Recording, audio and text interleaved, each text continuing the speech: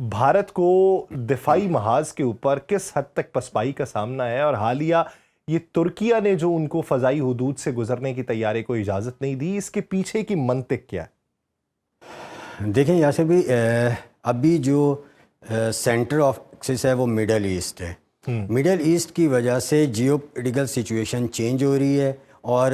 خاص طور پہ مڈل ایسٹ اور ساؤتھ ایشیا میں بلاکس نئے بن رہے ہیں. جیسے ابھی آپ نے اپنے انٹرو میں بھی کہا کہ اتحادی بھی جو ہے وہ چینج ہو رہے ہیں، اور جو رقیب ہیں وہ بھی جو ہے وہ اپنے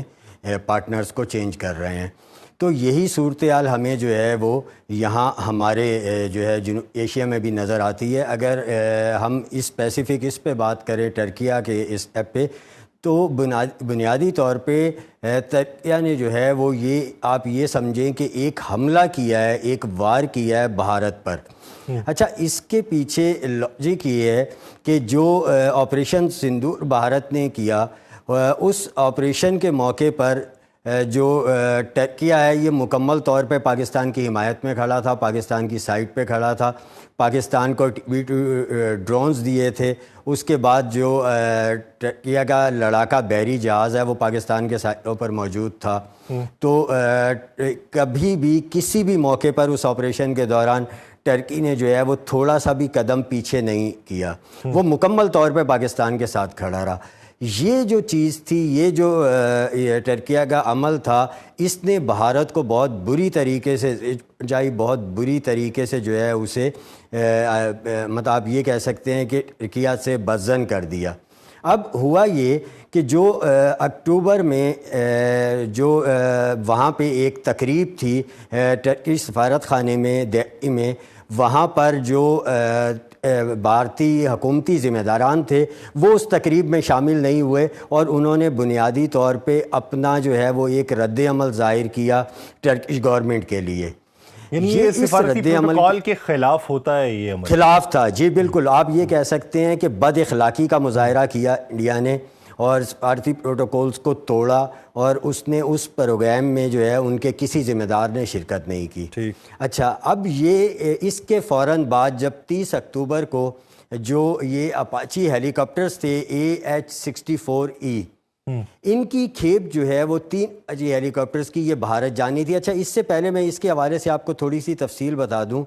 کہ یہ ہیلی کاپٹر جو ہے یہ دنیا کا جدید ترین ملٹی رول کمبیٹ جو ہے وہ آپریشنز کے لیے استعمال ہونے والا ہیلی کاپٹر ہے، اور بھارت اس کو جو ہے وہ اپنے لیے ایک گیم چینجر کے طور پہ سمجھ رہا تھا. اور جو بلند ترین محاذ ہیں دنیا کے، سیاچن یا ہمالیہ ہو گیا، اس میں پاکستان اور چین کے خلاف ان ہیلی کاپٹرز کے لیے وہ جو ہے وہ یہ سمجھ رہا تھا کہ یہ اس کے بہت زیادہ کام آئیں گے. خیر، اس کو تو آپ اس طرح لے سکتے ہیں کہ رافیل کے حوالے سے بھی بھارت کا یہی خیال تھا کہ گیم چینجر ہے، اور وہ جو ہے وہ بھارت کو یعنی رافیل کو اگر دیکھا جائے تو رافیل دنیا میں جتنے بھی 5th جنریشن طیارے ہیں ان میں وہ بہتر طیاروں میں شمار ہوتا ہے، 4.5 جنریشن ہو یا 5th جنریشن ہو. اسٹیلتھ فائٹر جیٹ ہے، لیکن وہی بات ہے کہ چلانے کے لیے مہارت بھی چاہیے ہوتی ہے، قابلیت بھی چاہیے ہوتی ہے، کارکردگی بھی چاہیے ہوتی ہے، تو وہ ان کی مہارت نہیں ہے. اسی طریقے سے اپاچی ہیلی کاپٹر جو ہے، دل گردہ بھی چاہیے ہوتا ہے. ایسے ہی ہے. اپاچی ہیلی کاپٹر بھی رینک اگر کیا جائے ہیلی کاپٹرز میں تو نمبر 1 پہ آتا ہے،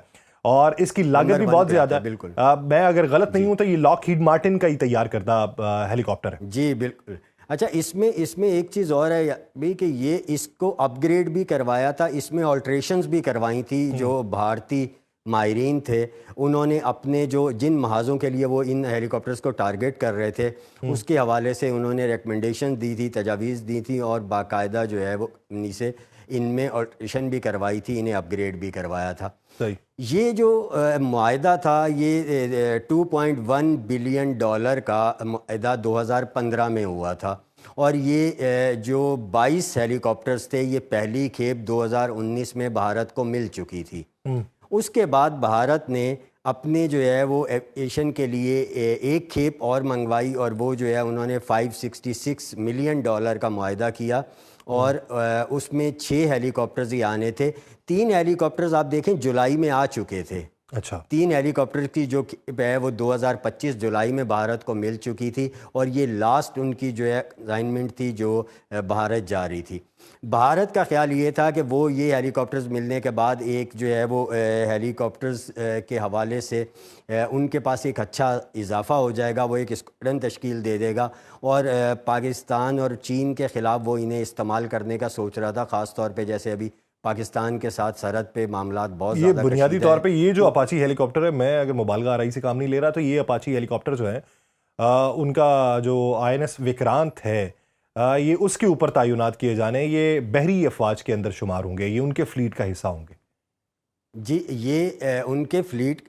یہ ان اپنی آرمی کو بھی دے رہے تھے، اور انہوں نے اس کا ایک الگ جو ہے وہ اسکواڈن بھی تشکیل دے دیا تھا، اور اس کی ریہرسل کے لیے بھی انتظامات کر لیے گئے تھے یہ لاسٹ مشغول ہونے کے بعد کہ جی اس کی ریہرسل بھی کی جائے گی، اور اس کے ساتھ ساتھ جو ہے وہ انہوں نے خاص طور پہ اپنے پائلٹس کو ٹریننگز دینی تھیں اس ہیلی کاپٹرز کے حوالے سے، اس کا بھی پورا انتظام کیا گیا تھا، اور وہ دسمبر میں اسٹارٹ ہونی تھیں۔ اچھا یعنی اہم بات یہ ہے کہ وہ دسمبر میں اسٹارٹ ہونی تھی، اور بھارت جو ہے وہ اس حوالے سے بہت تیزی دکھا رہا تھا، یعنی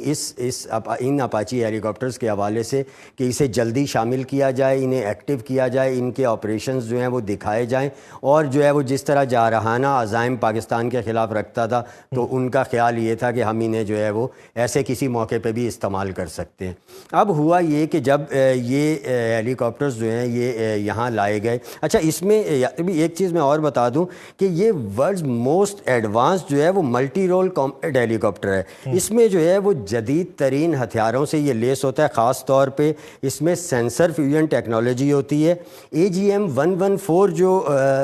ہیل فائر میزائل جسے کہا جاتا ہے اس سے یہ لیس ہوتا ہے، ہائیڈرا 70 راکٹس اس میں ہوتے ہیں، اور سب سے بڑی بات یہ ایئر ٹو ایئر جو اسٹنگر میزائلز ہیں وہ اس میں ہوتے ہیں، اور اس کے ساتھ ساتھ 30 mm کی MP-14 چین گن جو ہے وہ اس میں ہوتی ہے، تو اسے ایک خطرناک جو ایک ایئر ویپن کہا جاتا ہے، وہ اسی لیے کہا جاتا ہے کہ یہ جو ہے وہ مطلب جدید ترین ہتھیاروں سے لیس ہوتا ہے۔ یہ بھارت کے لیے ایک جو ہے یہ مطلب بہت بڑا دھچکا ہے، اور اسے ہم یہ کہہ سکتے ہیں کہ ٹرکی نے ایک لو کاسٹ اٹیک کیا ہے جس میں اس نے ایک سنگل بلٹ فائر نہیں کی،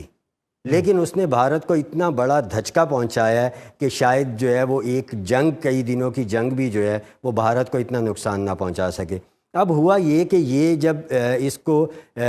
جو کارگو طیارہ تھا وہ جرمنی سے امریکہ لینے کے لیے پہنچا، وہاں سے ان طیاروں کو لوڈ کیا گیا، پھر یہ طیارے وہاں سے بھارت کے لیے روانہ ہوئے، UK میں جب ری فیولنگ کے لیے یہ طیاروں نے لینڈ کیا ہے، اس طیارے نے لینڈ کیا ہے، تو اس کے بعد آگے روٹ کلیئر کرنے کے لیے جب ٹرکی سے بات کی گئی ہے تو ٹرکی نے اجازت دینے سے، اپنی فضائی حدود استعمال کرنے کی اجازت دینے سے انکار کر دیا۔ اب ٹرکی کی لوکیشن کو سمجھیں، یہ جو ہے وہ ایشیا اور یورپ کی سنگم پہ واقع ہے، یہاں سے بحری راستے کے ذریعے رشین جو جہاز ہیں، بحری جہاز ہیں اور لڑاکا بحری جہاز ہیں وہ یہاں سے گزرتے ہیں۔ فلائی روٹس جو ہیں، جو امپورٹنٹ فلائی روٹس ہیں یورپ سے دیگر ممالک کی طرف، خاص طور پہ ایشیا کے روٹس کو استعمال کرنے کے لیے، وہ 200 میں سے 124 روٹس جو ہیں وہ ٹرکی کی فضائی حدود سے گزرتے ہیں۔ اچھا، تو یہ ٹرکی اتنی اہمیت یہ جو ہے وہ اس حوالے سے اتنی اہمیت رکھتا ہے۔ اب یہ جو ایک ملٹری ایسٹس کے جو ترسیل کا ایک یہ روٹ تھا، اس کے اوپر سے جب یہ کارگو ان جو ہے یہ گزرنے کی اجازت مانگ رہا تھا، ٹرکی نے انکار کیا، تو اس کے بعد آپ یہ دیکھیں کہ انہیں فوری طور پہ آلٹرنیٹ روٹ نہیں مل سکا۔ 8 دن اس طیارے نے برطانیہ میں انتظار کیا، اس کے بعد اس طیارے کو واپس جو ہے وہ امریکہ بھیج دیا گیا، اور وہاں سے ٹرکس میں لوڈ کر کے یہ ہیلی کاپٹرز جو ہے وہ واپس ان کے اسٹوریج ہاؤسز میں بھیج دیے گئے۔ اب یہ دیکھا جا رہا ہے کہ متبادل روٹس کون سے ہو سکتے ہیں، ان روٹس کو استعمال کر کے اور وہاں پہ جو ہے وہ بھارت کو یہ جو سپلائی ہے اسے مکمل کیا جائے اور بھارت کو یہ ہیلی کاپٹرز پہنچائے جائیں۔ لیکن اس دوران متبادل روٹ کے اخراجات، اس کے بعد یہ جو یہ آرڈر فی الحال جو ہے وہ رک گیا ہے، اس کی جو تاخیر کے اخراجات ہیں، یہ سارے جو ہے وہ جو اس کو جب ہم نے کیلکولیٹ کیا تو یہ تقریباً دگنے ہو رہے ہیں اور یہ بھارت کو پے کرنے پڑیں گے وہاں پر۔ اس کے ساتھ ایک اور اہم چیز جو سامنے آئی ہے وہ یہ ہے کہ آپ یہ دیکھیں کہ یہ جو ٹرکی کا یہ اسٹیپ ہے، اس نے پوری دنیا میں ایک ہلچل مچا دی ہے۔